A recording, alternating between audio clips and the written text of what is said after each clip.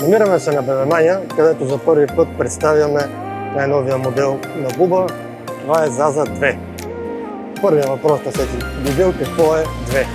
След успешния продукт, който продахме през последните години, направихме някои подобрения в модела и сега ще ви ги покажем.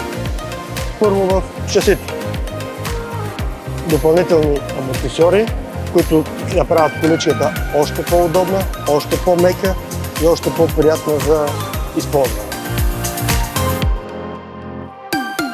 В комплекта, който предлагаме, е включен коша за новородено, седалка зад след 6-тия месец, раница, в нея има дъждобран, комарник и поставка за каквото прецените.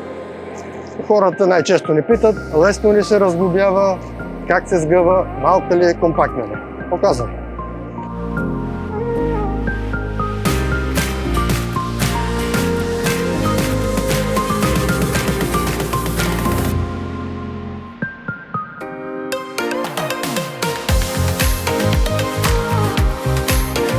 Това е. Седалката за след 6-тия месец може да се монтира както в посока на движението, така и с лице към родителя.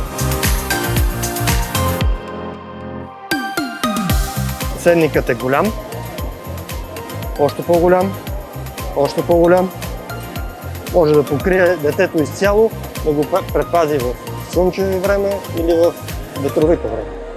Закопчалката е магнитна, което много улеснява закопчаването, докато детето се дърпа, върти се или бяга.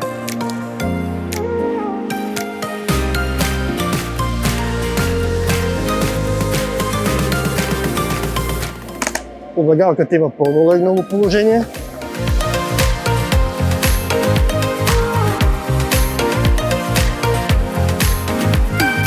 Регулира се поставката за крачета. Има допълнителна опция за проветрение в горещото време.